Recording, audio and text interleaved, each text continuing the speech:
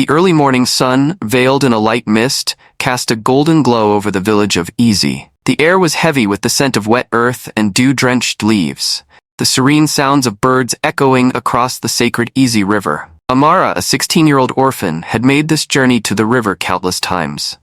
With a worn clay pot balanced carefully on her head, she moved with the ease of someone who had learned early in life to be self-reliant. She was gathering water for the village, a daily chore that had fallen to her since the passing of her parents years ago. She knelt by the riverbank, her bare feet sinking slightly into the cool, moist sand. She dipped her pot into the water, feeling the gentle tug of the current as the river filled it. Just as she was about to lift it, something strange caught her eye, a faint gleam beneath the water. It seemed out of place, a flicker of light where there should be none. Curious, Amara set her pot aside and waded into the river, her hands probing the cool, clear water. Her fingers closed around something smooth and hard. When she pulled it up, she gasped. In her hands was an old glass bottle, its surface covered in algae and moss. The bottle was oddly heavy, despite being so small, and its intricate carvings were worn but still visible. They were like no markings she had ever seen. Amara stood frozen for a moment, staring at the bottle. She knew enough about the traditions of her village to sense this was no ordinary find. The Easy River was sacred, its waters blessed by the spirits that watched over Easy. People said the river carried messages between the living and the dead, between mortals and gods. What could this bottle be, and why had it been hidden for so long? Her heart pounded with a mixture of excitement and fear as she placed the bottle carefully into her basket. As she turned to leave, the air around her felt different, heavier, as though the trees and the wind had taken notice of her discovery. A shiver ran down her spine, but she dismissed it as a trick of her mind. Yet, even as she hurried back to the village, Amara couldn't shake the feeling that something had shifted in the world, and she had no idea what the bottle would soon bring into her life. Amara's feet kicked up small clouds of dust as she hurried toward the heart of Easy, her thoughts consumed by the bottle and its strange carvings. The village was bustling with the daily hum of life. Women selling vegetables in the market, children chasing each other down narrow paths, and elders resting in the shade of old trees. But to Amara, everything seemed distant, like the world had blurred at the edges. She knew she had to show the bottle to someone who could understand its meaning, and there was no one better than Nkem, the village elder. He had lived more seasons than anyone could remember, his mind a repository of the village's history and its secrets. Amara had always respected him, even though she rarely spoke with him. As an orphan, she kept mostly to herself, wary of drawing too much attention. When Amara reached Nkem's hut, she hesitated for a moment before stepping inside. The elder's home smelled of herbs and incense, and the dim light from a small fire cast long shadows on the walls. Nkem sat on a mat, his face lined with age, but his eyes sharp as they turned to Amara. "Child," Nkem greeted, his voice gravely but warm. "What brings you here?" Without a word, Amara reached into her basket and pulled out the bottle, holding it out to him. Nkem's expression changed immediately. He leaned forward, taking the bottle from her hands with surprising care, as though it were a fragile, living thing. His fingers traced the carvings slowly, reverently. This is not of our time," Nkem murmured. His voice was barely a whisper, but in the silence of the hut, it sounded loud. "These symbols, they belong to an age long past, to a time when our ancestors still made pacts with the spirits." Amara swallowed hard. "What does it mean?" Nkem shook his head slowly. "It means this bottle was never meant to be found. The river is sacred, child, and so are the things hidden within it. Some pacts are best left forgotten." A knot of unease tightened in Amara's chest. But why would it be hidden for so long? Before Nkem could answer, the wind outside howled suddenly, rattling the door of the hut. The fire in the corner flickered wildly, and the flames seemed to twist into unnatural shapes. Amara stiffened as a chill ran through the room, though the air had been warm just moments before. Nkem's eyes narrowed as he glanced toward the door. "The spirits are stirring," he said gravely. "Whatever is in that bottle, it has awakened something." Amara wanted to ask more, but the elder's face had darkened, and she could feel the weight of his silence. She had always respected the old ways, but now they felt close, too close. Like they were reaching out to her, pulling her into a world she did not understand. With a quiet thank you, she left the hut, her mind swirling with more questions than answers. Outside, the sky was already darkening, though the sun should have been high. In the distance, the wind whispered through the trees, carrying words that no one could understand. As Amara walked back through the village, she noticed the unease in the air. The wind, normally a soft whisper, had become a persistent hum, carrying with it almost inaudible voice that seemed to beckon from the trees. It was as though the very land had awakened, responding to something ancient that had long been buried. That evening, as the villagers gathered around the large communal fire, the tension was palpable. The elders spoke in hushed tones, while the children, sensing the adults' unease, played quietly. Amara sat near the edge of the gathering, her thoughts still lingering on the bottle and Mikem's ominous words. "Amara," a familiar voice whispered from behind. She turned to see Chidi, her closest friend, crouching beside her. His eyes were wide with excitement. What did Nkem say about the bottle? Amara glanced around, ensuring no one was listening, before leaning closer to him. "He said it's from a time when our ancestors made pacts with the spirits, but he wouldn't tell me more. He seemed afraid." Chidi frowned, his brow furrowing. "Afraid? Of what?" Amara shook her head. "I don't know, but ever since I found it, things have been strange. The wind, the sky. It's like the village is reacting to something." Chidi paused, his eyes scanning the darkening horizon. "There's a legend," he said slowly, his voice barely audible. "My grandfather used to tell me stories about our village's founder, a great warrior who made a pact with a powerful spirit to protect Izzy.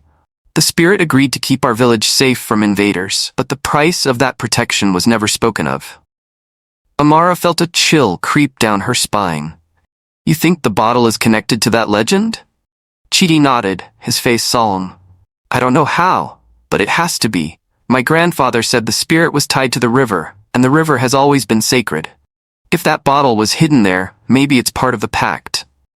Before Amara could respond, a sudden gust of wind swept through the village, extinguishing the fire in an instant. The villagers gasped, and in the silence that followed, a deep, rumbling voice echoed through the night. "Beware. The price must be paid." Amara's heart raced as she looked around, but no one seemed to know where the voice had come from. The wind howled again, and the trees rustled as though alive with some unseen force. The villagers quickly dispersed, retreating to their homes in fear. Amara and Chidi exchanged a glance, their minds racing with the same thought. The bottle had unleashed something. Something powerful and dangerous. Amara and Chidi decided that if they were to uncover the truth, they needed to go deeper. Into the heart of Easy's most forbidden place, the Grove of Aja. No one entered the grove unless permitted by the elders. It was considered a sacred site where spirits of the ancestors were believed to dwell. But Amara and Chidi had no choice.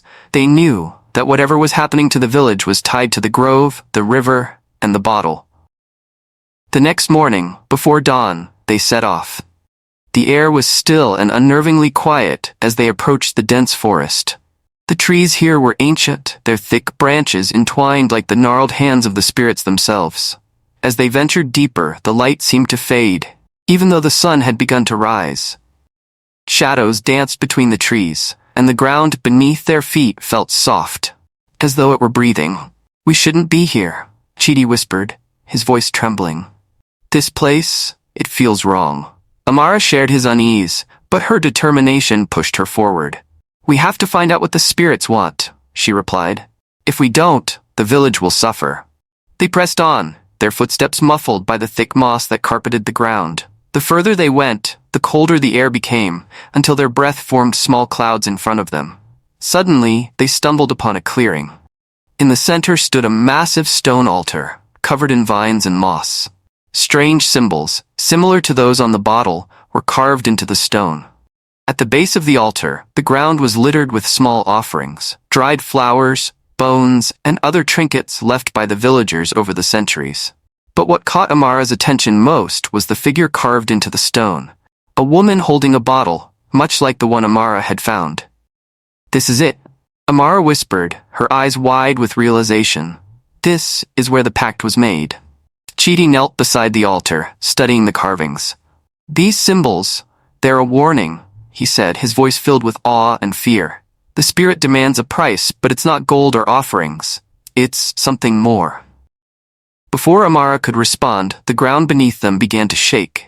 A low, rumbling growl echoed through the grove, and the trees around them seemed to come alive, their branches twisting and reaching toward them. "We need to go," Chidi urged, his voice panicked.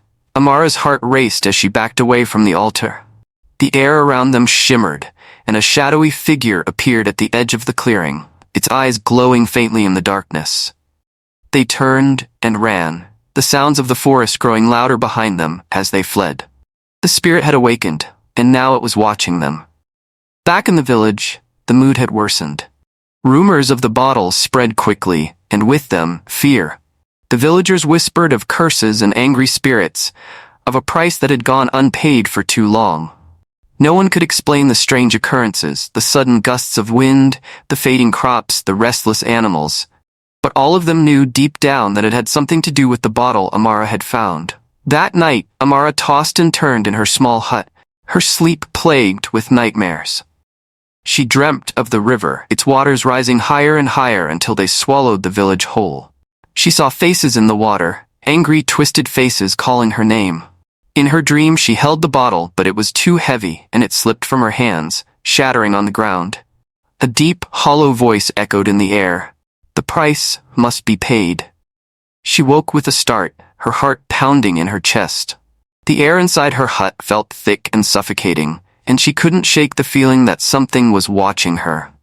She rose from her mat and stepped outside, hoping the cool night air would calm her nerves.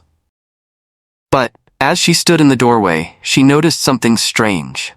Across the village, small lights flickered in the darkness, strange, ghostly lights that floated just above the ground. They moved slowly, weaving in and out of the trees like will-o'-the-wisps. Amara's breath caught in her throat. She had heard stories of these lights, spirits, some said, wandering souls looking for peace. As she watched, the lights began to converge, drifting toward the center of the village, toward the sacred fire that had long since gone out. Amara's pulse quickened. The spirits were gathering. Whatever she had unleashed, it was only growing stronger. The next morning, Amara went to Nikem's hut once again, but this time the mood was somber. Nikem had fallen ill overnight, his strength fading rapidly. The village healer had done all she could, but the elder's time was near. When Amara entered the hut, she found Nikem lying on a mat, his breathing shallow and labored. His eyes fluttered open as she approached, and for a moment, they focused on her with surprising clarity. "Amara," he rasped, his voice weak but urgent, "come closer." Amara knelt beside him, her heart heavy with worry. "Elder, I'm so sorry. I didn't mean for any of this to happen." Nikem raised a trembling hand, signaling her to stop. "It was meant to happen," he said, his voice barely a whisper. "The bottle? It is part of a prophecy, one that has been forgotten by many, but not by the spirits." Amara's brow furrowed. "Prophecy?" Nikem nodded slowly. "Long ago, when our village was young, a pact was made between our people and the river spirit. The spirit agreed to protect Easy, but in return, a great price was demanded.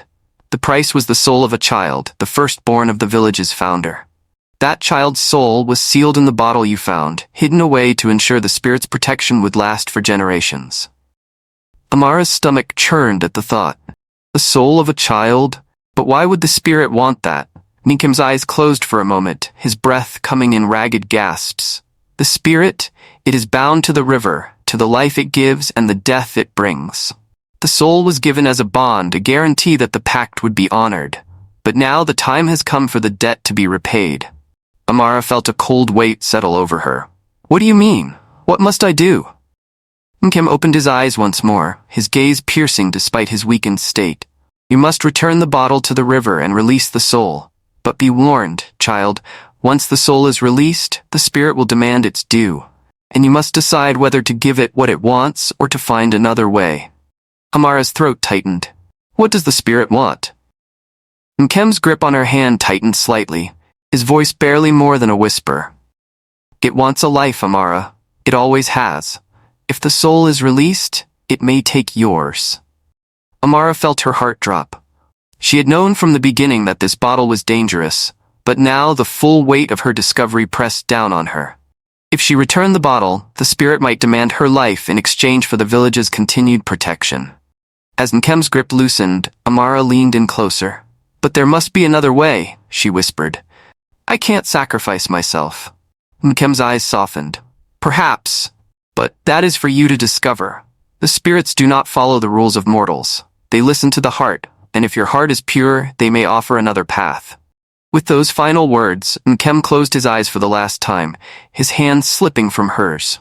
Amara sat in silence, her heart heavy with the knowledge that she now carried. The elder was gone, and with him, much of the village's history. But the task he had given her remained. The choice she would have to make was drawing closer with every passing moment. Word of Nkim's death spread quickly through the village, and with it, rumors about the bottle and Amara's involvement. Some said that the bottle had caused Nkim's illness, that Amara had disturbed the spirits and brought misfortune upon them all.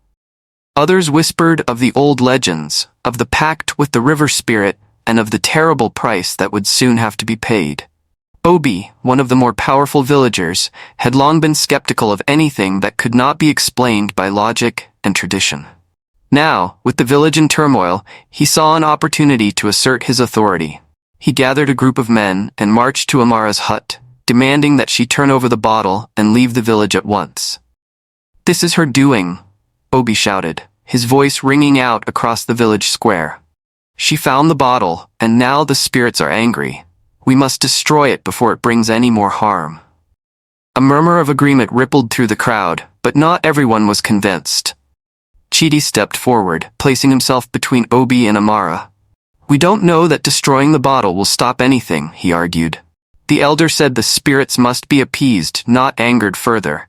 If we destroy the bottle, we may doom us all." Obi glared at Chidi, his eyes narrowing. "And what would you suggest? That we wait for the spirits to take more lives? That we let this girl decide the fate of the village?" Chidi's jaw tightened. "Amara didn't ask for this, but she's the only one who can fix it. We need to trust her." Amara's heart pounded as she watched the exchange. The weight of the village's fate rested on her shoulders, and the pressure was suffocating. She hadn't asked for any of this, but now she was the one everyone looked to for answers. "Enough!" Amara's voice rang out, surprising even herself with its firmness. The crowd quieted, all eyes turning to her. She took a deep breath and stepped forward. "I'll return the bottle to the river. I'll do what needs to be done." Obi sneered. "And if the spirits demand your life?" Amara's stomach churned, but she met his gaze steadily. "Then I'll face them." Chidi moved to stand beside her, his face set with determination. "You won't face them alone."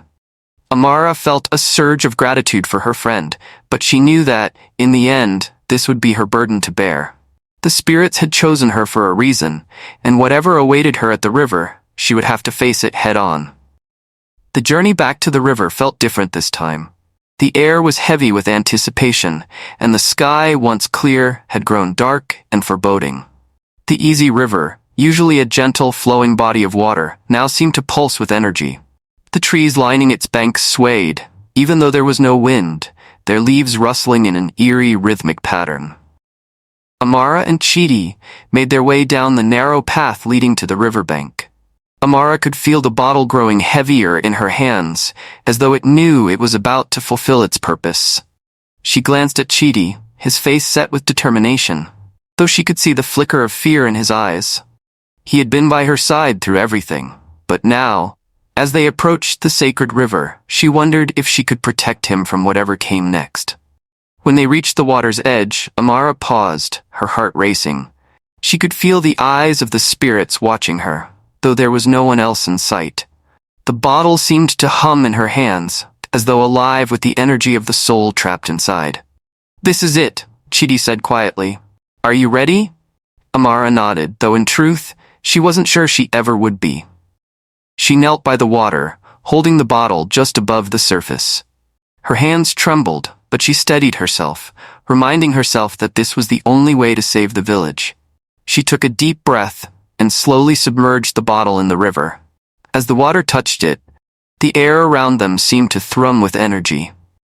The bottle glowed faintly, the carvings on its surface lighting up in the dim evening light. Amara held her breath as the bottle sank deeper into the water, and then, just as it disappeared from view, the river erupted in a brilliant burst of light. The ground trembled beneath their feet, and a deep, rumbling voice echoed through the air. The price must be paid. Amara's heart pounded in her chest as the voice seemed to surround her, pressing in from all sides. She could feel the weight of the spirit's gaze on her, waiting, demanding. "What do you want?" she called out, her voice trembling. "What must I do?" For a moment, there was silence, and then slowly, the water began to swirl, forming a whirlpool in the center of the river. From its depths, a figure emerged, a shadowy, ghostly form with glowing eyes and flowing robes, the spirit of the river. "You have awakened the pact," the spirit intoned, its voice deep and resonant. "The soul has been released, but the price remains. A life must be given in return." Amara swallowed hard, her throat dry. She had known this moment was coming, but facing the spirit now, it felt all too real. "But why?" she asked, her voice barely a whisper. "Why does it have to be this way?" The spirit's eyes glowed brighter. "The pact was made in blood, and blood must be spilled to maintain the balance. The soul that was taken must be replaced, or the village will be consumed by the river." Amara's heart ached. She couldn't let that happen. Not to the village, not to the people she had grown up with. But how could she give her life so easily? Before she could speak, Chidi stepped forward. "Take me instead," he said firmly, his voice steady despite the fear in his eyes. Amara gasped. "No, Chidi, you can't." The spirit's gaze turned to Chidi, its eyes narrowing. "A sacrifice willingly given is a powerful thing," it said, "but the one chosen by the spirits must fulfill the pact." Chidi's shoulders sagged, and Amara felt a rush of relief mixed with guilt. She didn't want him to die, but now it was clear, this was her fate to face. "I'll do it," Amara said, her voice trembling but resolute. "I'll give my life for the village."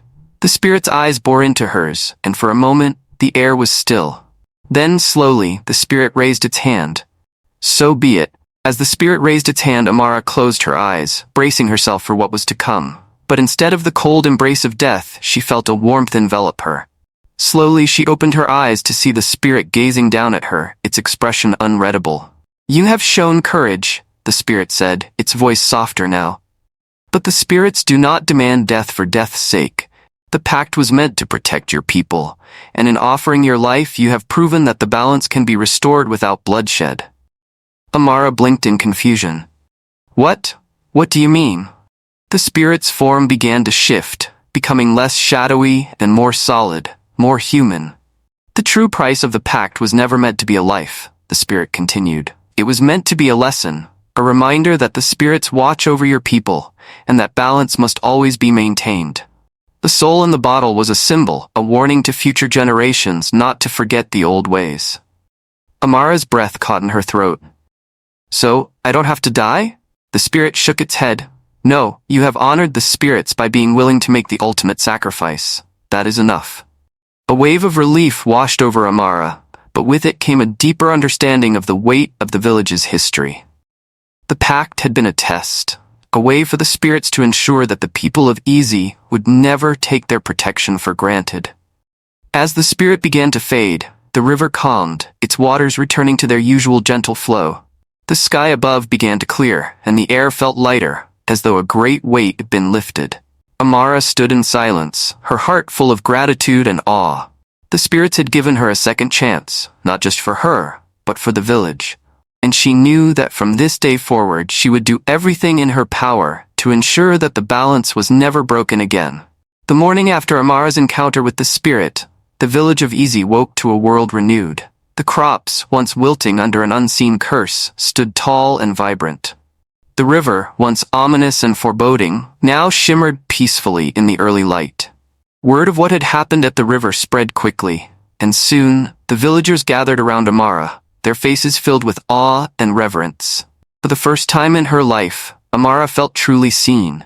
Not as an orphan, not as a girl with no family, but as someone who had saved them all. Nkem's successor, a young elder named Ifeoma, approached Amara and placed a hand on her shoulder. "You have done more for this village than anyone could ever have asked," she said warmly. "The spirits have chosen you for a reason." Amara smiled, though a part of her still felt the weight of what had happened. The spirits had spared her, but the knowledge of the pact, of the village's history would stay with her forever. As the days passed, life in Easy returned to normal. But things were not the same. The villagers, once divided by fear and mistrust, now came together with a renewed sense of community. The elders began teaching the younger generations about the old ways, about the importance of honoring the spirits and maintaining the balance. And Amara, though still young, became a leader in her own right. She spent her days helping the villagers, teaching the children about the legends and the history of the spirits. And though she would never forget the fear she had felt at the river, she also knew that it had been a turning point for her and for the village. The spirits were no longer seen as distant, unknowable forces. They were part of Easy, woven into the fabric of the village's existence. And as long as the people remembered that, the village would thrive. As the sun set over the sacred river, casting a warm, golden light over the village, Amara stood by the water's edge, her heart full of hope for the future. A new dawn had come for Easy, and Amara knew that it would shine for many years to come.